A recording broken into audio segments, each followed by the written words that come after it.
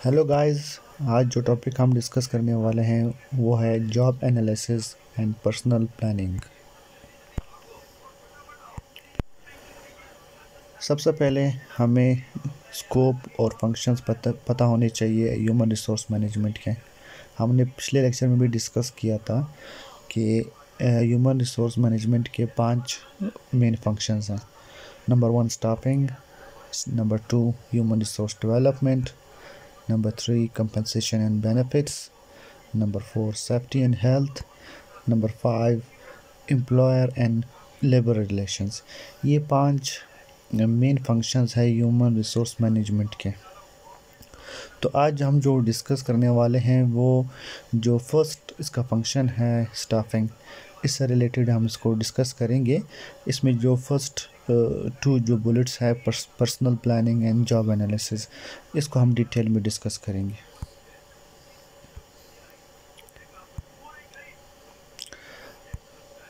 Staffing as a whole जो first function है human resource management का, उसका मकसद यही है कि हम ऑर्गेनाइजेशन के पास जो है वो adequate number of adequate quantity जो है वो स्टाफ की अवेलेबल हो, और जो स्टाफ अवेलेबल हो उसके उनके पास जो है वो प्रॉपर स्किल्स हो, ताकि वो जो ऑर्गेनाइजेशनल ड्यूटीज़ है जो उन्होंने परफॉर्म करनी है उनसे उनके साथ उनकी स्किल्स जो है वो मैच करें।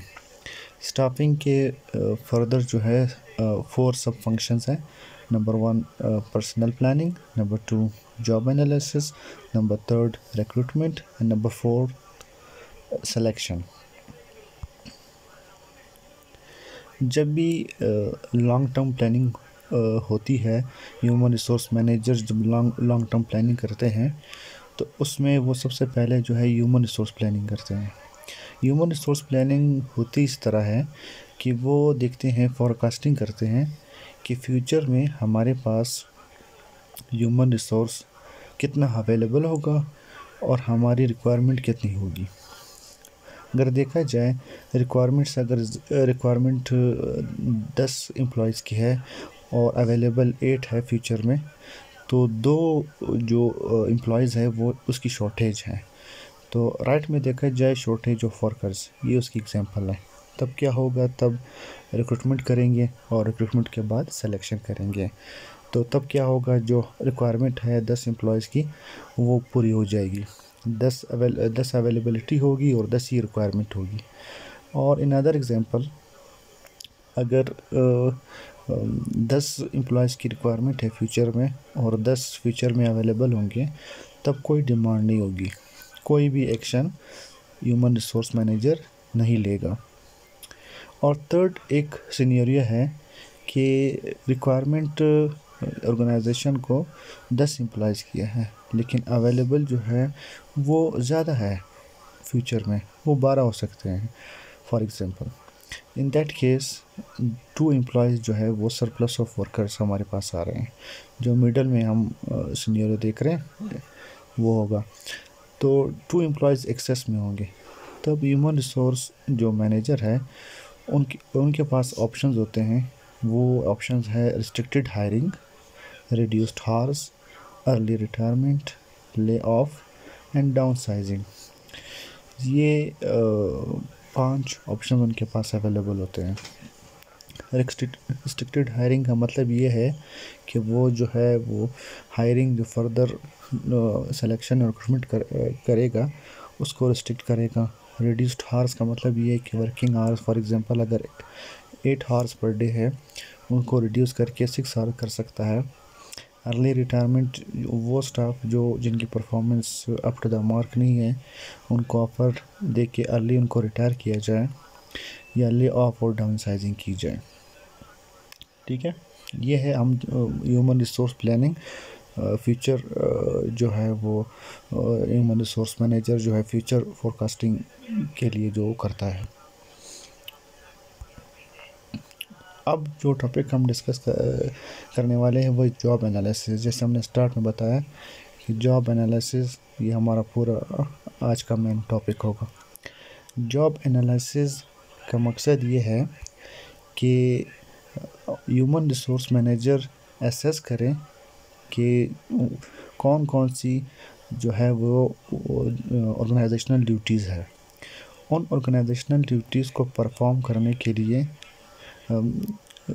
किस टाइप का एम्प्लॉय होना चाहिए, उनके पास कौन सी स्किल्स होने चाहिए, वो जो काम होगा वो काम किस नेचर का होगा। In other words, job analysis को अगर हम उनका ब्रेकअप किया जाए तो दो चीज़ें इसमें, दो कंपोनेंट्स होते हैं। नंबर 1 जो है वो जॉब डिस्क्रिप्शन, नंबर 2 जो है वो जॉब स्पेसिफिकेशन। जॉब डिस्क्रिप्शन का मतलब ये है कि document providing information regarding tasks, duties and responsibilities, यानी ऐसा डॉक्यूमेंट वो तैयार करें, ठीक है, जो हमें इंफॉर्मेशन प्रोवाइड करे कि कौन से टास्क, कौन सी ड्यूटीज़ और कौन सी रिस्पॉन्सिबिलिटीज़ होंगी जो एम्प्लॉय वो हायर करेंगे या जो एग्जिस्टिंग एम्प्लॉय है उनके लिए। और सेकंड कंपोनेंट है जॉब एनालिसिस का, जॉब स्पेसिफिकेशन। जॉब स्पेसिफिकेशन का मतलब ये है कि जो ऊपर हमने डिस्कस किया कि टास्क, ड्यूटीज़ और responsibilities human resource manager fix करेगा, उनको परफॉर्म करने के लिए मिनिमम कौन सी क्वालिफ़िकेशंस, कौन सी स्किल्स और कौन सी एलिजिबिलिटी क्राइटेरिया है वो होना चाहिए। तो इसको अगर मैं समराइज़ करूं, जॉब एनालिसिस का मतलब ये है कि ह्यूमन रिसोर्स मैनेजर ये डिसाइड करें कि कौन से फंक्शंस के लिए, कौन से टास्क के लिए कौन सा बंदा होना चाहिए, कौन सा एम्प्लॉय होना चाहिए और उन एम्प्लॉयज़ में कौन सी स्किल्स, क्वालिटीज़, करैक्टरिस्टिक्स होनी चाहिए। ये है जॉब एनालिसिस। जो हमने डिस्कस किया इसको मैं ज़रा अगर रिवाइज़ करूं, वो ये है कि जॉब एनालिसिस में हमारे पास जॉब डिस्क्रिप्शन है। जॉब डिस्क्रिप्शन एक डॉक्यूमेंट है जिसमें ये जो है एलोकेट किया जाता है या डिफ़ाइन किया जाता है कि कौन से टास्क होने चाहिए, क्या रिस्पॉन्सिबिलिटीज़ होनी चाहिए और कौन सी ड्यूटीज़ परफॉर्म करनी चाहिए एक पर्टिकुलर पोजीशन पे एक एम्प्लॉय को, ठीक है। और सेकंड इसका कंपोनेंट है हमारे पास जॉब स्पेसिफिकेशन का। जॉब स्पेसिफिकेशन में जो ऊपर उन्होंने जॉब डिस्क्रिप्शन में वर्क डिफ़ाइन किया हुआ है, उस वर्क को परफॉर्म करने के लिए कौन सी स्किल्स, एबिलिटीज़ और नॉलेज होनी चाहिए, लाजमी होनी चाहिए, तभी जो है वो ड्यूटीज़, रिस्पॉन्सिबिलिटीज़ और टास्क को जो है वो परफॉर्म कर सकेगा। तो जॉब डिस्क्रिप्शन और जॉब स्पेसिफिकेशन जो दो कंपोनेंट्स हैं, इनको अगर कंबाइन किया जाए तो हम इससे बनता है जॉब एनालिसिस। जॉब एनालिसिस क्यों करते हैं, इसकी ज़रूरत क्यों पड़ती है, इसकी बेशुमार वजूहात हैं जिनमें कुछ यहाँ पे मैं एक्सप्लेन करूँगा। नंबर 1, ह्यूमन रिसोर्स प्लानिंग, यानी फ्यूचर में ऑर्गेनाइजेशन को कितनी ह्यूमन रिसोर्स, कितने एम्प्लॉयज़, कितने स्टाफ की ज़रूरत पड़ेगी। नंबर 2, रिक्रूटमेंट, जब वो रिक्रूटमेंट करेंगे तो उनको पता होना चाहिए कि वो कौन से एम्प्लॉय को, वो कौन से कैंडिडेट को वो रिक्रूट करना चाह रहे हैं और उसमें कौन कौन सी स्किल्स वो देखना चाहते हैं। तो वो जब जॉब एनालिसिस होगी, ऑलरेडी डिफ़ाइन होगा, तभी उसी क्राइटेरिया पे कैंडिडेट को एवेलुएट किया जाएगा। इसी तरह सिलेक्शन है। फिर आगे जॉब एनालिसिस का एक और फ़ायदा यह है कि ह्यूमन रिसोर्स मैनेजर को पता चलेगा कि इस पर्टिकुलर पोजीशन पे कितनी ट्रेनिंग की ज़रूरत पड़ती है, ताकि जो एम्प्लॉय है उसके स्किल्स को जो जॉब की रिक्वायरमेंट है उसके साथ मैच किया जाए। तो ये ट्रेनिंग नीड्स जो है ये असेस करना, ये जॉब एनालिसिस के थ्रू किया जा सकता है। इसके बाद हमारे पास पॉइंट है परफॉर्मेंस अप्रेजल। परफॉर्मेंस अप्रेजल का मतलब ये है कि ह्यूमन रिसोर्स मैनेजर एम्प्लॉय, कोई भी एम्प्लॉय हो, उनको जो है जब परफॉर्मेंस एक स्टैंडर्ड्स वो असाइन करेगा तो वो जो ही जॉब एनालिसिस के मुताबिक असाइन करेगा, तभी वो उसकी एक्चुअल परफॉर्मेंस स्टैंडर्ड्स से कंपेयर करके उसकी एवेलुएशन करेगा। उसके बाद है compensation and benefits. Compensation and benefits human resource manager को पता होना चाहिए कि ये जॉब कितनी इसमें एफ़र्ट की ज़रूरत है, कितने स्किल्स की ज़रूरत है। उसी स्किल्स और एफ़र्ट्स की बुनियाद पे ही वो कंपनसेशन और बेनिफिट्स जो है वो फिक्स किए जाते हैं और पेमेंट की जाती है। इसके अलावा सेफ्टी एंड हेल्थ, सेफ्टी और हेल्थ, सेफ्टी यही है कि इंजरीज़ वगैरह से एम्प्लॉयज़ को कैसे सेफ़ रखा जाए। और उसके अलावा हेल्थ हेल्थ जो उनकी मेंटल और फिज़िकल हेल्थ है उनका कैसा ख्याल रखना है, वो जॉब के लिहाज से ह्यूमन रिसोर्स मैनेजर वो डिटरमाइन करेगा, या उसके अलावा कोई भी इसको डिटरमाइन कर सकता है। इसके अलावा एम्प्लॉय एंड लेबर रिलेशन में भी जॉब एनालिसिस का काम है, फ़ायदा होता है इससे, और लीगल कंसिडरेशन में। तो ये हम जो बेसिकली पढ़ रहे थे वो है जॉब एनालिसिस। उसके दो कंपोनेंट्स हैं, जॉब डिस्क्रिप्शन और जॉब स्पेसिफिकेशन। और फर्दर ये इसकी ज़रूरत क्यों पड़ती है और इसकी इम्पोर्टेंस क्या है, ये हमने वन बाय वन इसको डिस्कस कर दिया। आगे हमारे पास टॉपिक है जॉब डिस्क्रिप्शन। ये जॉब डिस्क्रिप्शन तो हमने डिस्कस कर लिया था कि है क्या। अब यहाँ पे उनको डिटेल में देखा जाएगा कि जॉब डिस्क्रिप्शन जो डॉक्यूमेंट होती है वो होती क्या है और उसके अंदर कौन कौन से कंपोनेंट्स देखे जाते हैं। जॉब डिस्क्रिप्शन में सबसे पहले एक जॉब टाइटल होना चाहिए, यानी for example HR manager, HR officer, finance officer, ये कुछ एग्जांपल्स हैं। लोकेशन यानी प्लेस ऑफ पोस्टिंग, जो एम्प्लॉय होगा वो उसकी पोस्टिंग कहाँ पे होगी, किस ड्यूटी स्टेशन पे होगी।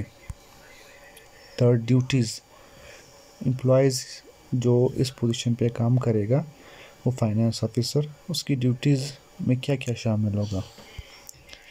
इसके बाद है machines, tools, equipments, material used, यानी जो फाइनेंस ऑफिसर होगा वो कौन कौन से मशीन्स, टूल्स, इक्विपमेंट्स और मटेरियल जो है वो इस्तेमाल कर सकता है या इस्तेमाल करने की इजाज़त है या इस्तेमाल करने चाहिए उनको। इसकी एग्जांपल कोई सॉफ्टवेयर वगैरह हो सकता है, जिस तरह SAP सॉफ्टवेयर फाइनेंस डिपार्टमेंट में यूज़ होता है। ठीक है। इसके अलावा टूल्स, इक्विपमेंट्स वगैरह में जो कंप्यूटर है, प्रिंटर वगैरह, आउटपुट डिवाइसेस, स्कैनर वगैरह, ये सारे उसमें एक एग्जांपल हो सकते हैं। सुपरविज़न गिवन और रिसीव्ड, इसमें ये लिखा होगा कि जो फाइनेंस ऑफिसर होगा वो रिपोर्ट करेगा फाइनेंस मैनेजर को, या इस तरह होगा कि उनको सुपरविज़न जो है वो फाइनेंस मैनेजर की तरफ से रिसीव होगी। Job grade pay scale, job grade यानी किस ग्रेड पे वो एम्प्लॉय काम करेगा। हर कंट्री के और हर डिपार्टमेंट के एक अपने जो है वो ग्रेड वगैरह होते हैं। For example government of Pakistan में बेसिक पे स्केल ग्रेड 16, 17 अप टू 21 तक, 22 तक मेरे ख्याल से है। तो और पे स्केल जो है वो स्केल होता है जिसमें ये डिफ़ाइन होता है कि पे आपकी रेज़ जो है वो किस तरीके से होगी और कितने अरसे बाद होगी और कितने अमाउंट की होगी, ये पे स्केल है। एम्प्लॉयमेंट स्टेटस यानी परमानेंट एम्प्लॉयमेंट स्टेटस होगा, कॉन्ट्रैक्चुअल हो सकता है, ठीक है, डेली वेजेस हो सकता है, ये उसकी एग्जांपल है। हैज़र्ड, क्या मुश्किलात, जो है मुश्किलात एम्प्लॉय जो है वो फेस कर सकता है। ख़तरात। डेट और फर्दर जॉब समरी, ओवरऑल जो आपका काम है फाइनेंस का वो कुछ ब्रीफ अल्फाज में वो उसमें एक्सप्लेन किया जाता है। सैम्पल जॉब डिस्क्रिप्शन, जो जॉब डिस्क्रिप्शन हमने अभी डिस्कस किया उसका सैम्पल कुछ इस किस्म का होता है, जहाँ पे ऊपर जॉब टाइटल लिखा हुआ है, telesales representative, recommended salary grade, job family, division, department, और बहुत सारी डिटेल इसमें लिखी हुई है। फिर उसके नीचे जो है वो समरी, जो मैं कह रहा था कि वो पोजीशन से रिलेटेड होगी, फिर scope and impact of job, scope यानी कौन से हदूद में ये एम्प्लॉय काम करेगा और इस जॉब का क्या इम्पैक्ट होगा। और नीचे जो है वो required knowledge and experience.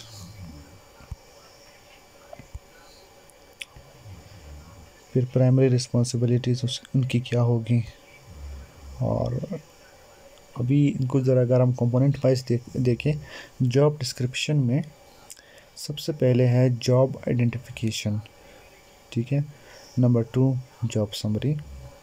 Number 3 responsibilities and duties. Number 4 authority. Number 5 standard of performance. Number 6 working conditions. और नंबर 7 जॉब स्पेसिफिकेशंस। ओवरऑल जो जॉब डिस्क्रिप्शन जो डॉक्यूमेंट होता है उनमें ये चीज़ें होती हैं, ये चीज़ें लाजमन होनी चाहिए। इसमें अक्सर चीज़ें मैंने एक्सप्लेन कर दी है। एक वर्किंग कंडीशंस है कि कंडीशन में आपने काम करना है। स्टैंडर्ड्स ऑफ परफॉर्मेंस स्टैंडर्ड्स वो एज एलोकेट होते हैं, वो डिफ़ाइन होते हैं कि आपने ये स्टैंडर्ड्स अचीव करने हैं, तब आपकी परफॉर्मेंस एवैल्यूएशन उसी परफॉर्मेंस की बुनियाद पे होगी। तो उनको KPIs भी बोलते हैं कि परफॉर्मेंस इंडिकेटर्स। और अथॉरिटी एक है, अथॉरिटी के आपके पास क्या एम्प्लॉय के पास कौन कौन से इख्तियारात होंगे। रिस्पॉन्सिबिलिटीज़ एंड ड्यूटीज़, क्या उनकी रिस्पॉन्सिबिलिटीज़ होंगी और कौन से काम उन्होंने करने होंगे। जॉब समरी ब्रीफली कौन कौन से जो है जॉब की नेचर क्या होगी और क्या करना पड़ेगा। तो ये सारा जो है ये जॉब डिस्क्रिप्शन के कंटेंट्स हैं। जॉब डिस्क्रिप्शन के सेक्शंस, जॉब आइडेंटिफिकेशन, उसमें जॉब टाइटल आएगा कि जॉब, उसके बाद grade, preparation date, when the description was written, prepared by, फिर उसके बाद job summary,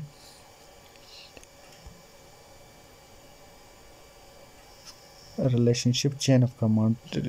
chain of command का मतलब ये है कि जो हायरार्की में, जिस हायरार्की में आप काम कर रहे हैं, तो इसमें आपने किसको रिपोर्ट करना है, ठीक है।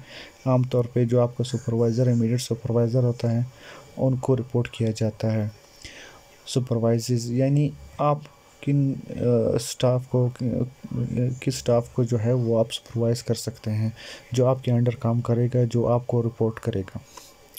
और वर्क विद का मतलब ये है कि कौन से आपके पीयर्स हैं सेम ग्रेड के जिनके साथ आप मिलके काम करेंगे। फॉर एग्ज़ाम्पल, एक फाइनेंस का मैनेजर है और एक ह्यूमन रिसोर्स का मैनेजर है, वो दोनों आपस में पीयर्स हैं। आउटसाइड द कंपनी से बाहर, ऑर्गेनाइजेशन के बाहर एम्प्लॉय के जो है वो किन किन के साथ जो है वो डीलिंग हो सकती है, कांटेक्ट हो सकता है, ऑर्गेनाइजेशनल कांटेक्ट हो सकता है। तो ये चेन ऑफ कमांड और रिलेशनशिप जो है इसमें एक्सप्लेन किया होता है। रिस्पॉन्सिबिलिटीज़ एंड ड्यूटीज़, जैसे कि हमने पहले कहा कि रिस्पॉन्सिबिलिटीज़ उनकी क्या होंगी और ड्यूटीज़ क्या हैं। स्टैंडर्ड ऑफ परफॉर्मेंस और वर्किंग कंडीशन पे भी हमने बात कर ली है। जॉब स्पेसिफिकेशन और अथॉरिटी पे बात कर ली है। जॉब स्पेसिफिकेशन, जॉब अभी जो सेकंड कंपोनेंट है जॉब एनालिसिस का, वो है job specification. Job specification is a written statement that explains human characteristics needed to perform the job.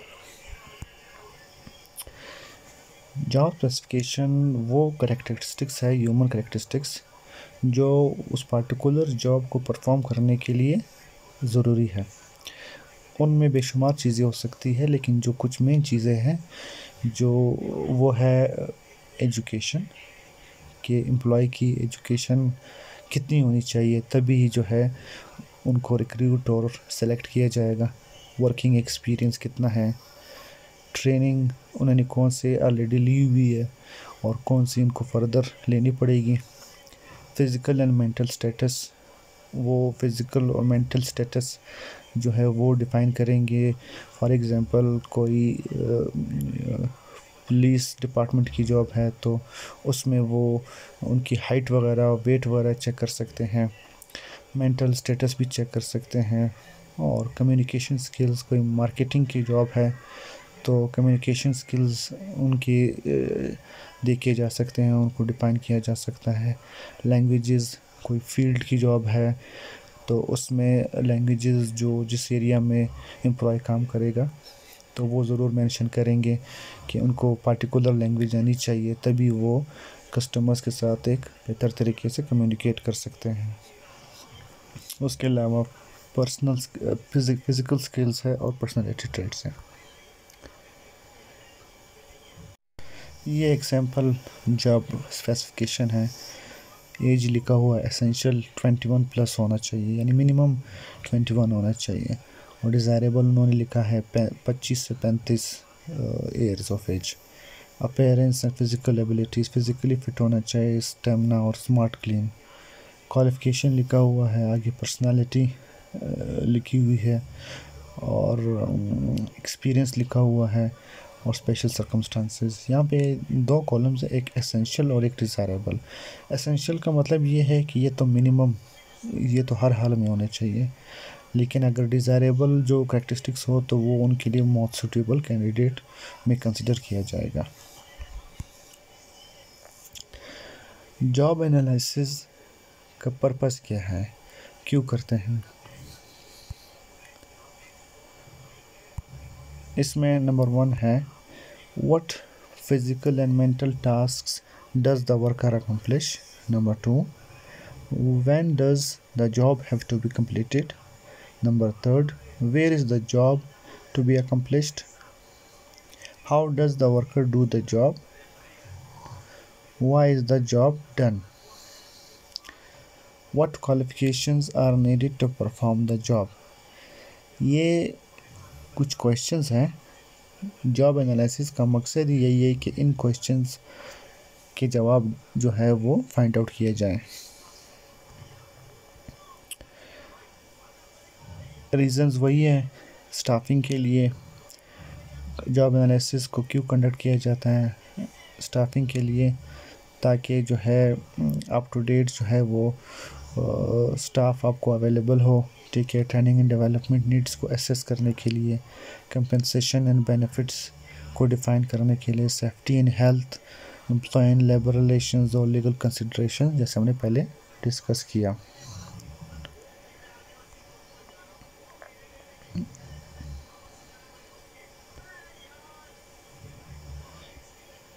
Job analysis को हम किस वक्त करते हैं, या कोई human resource manager job analysis किस वक्त परफॉर्म करता है? Number 1, when the organisation is founded.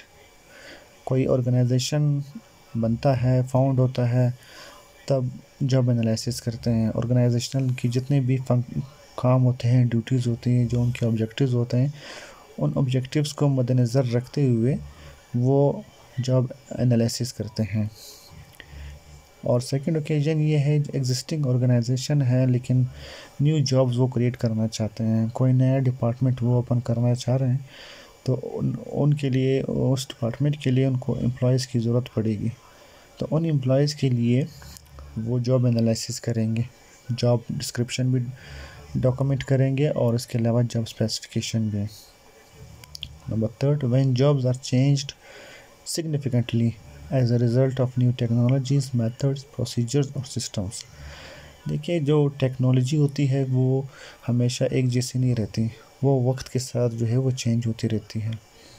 एक ज़माने में कम्युनिकेशन के लिए जो है वो लेटर्स वगैरह, रिटन लेटर्स जो है वो यूज़ किए जाते थे, लेकिन आज आप देखें कि एक पूरी दुनिया जो है वो एक ग्लोबल विलेज बन गई है।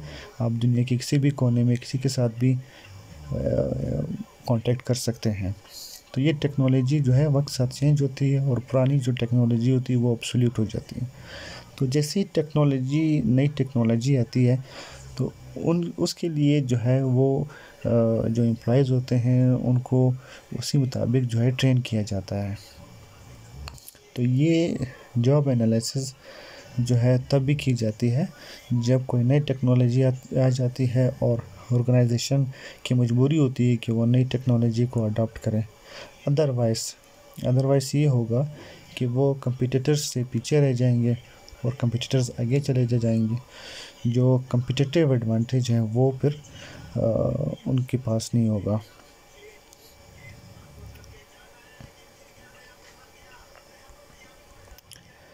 तो ये था हमारा जॉब एनालिसिस कि किस ओकेजन्स पे हम इनको परफॉर्म करते हैं। जॉब एनालिसिस जैसे हमने डिस्कस किया कि इसका मकसद जो है वो क्या क्या होता है, इसके मेथड्स क्या है, किस तरीके से किया जाता है।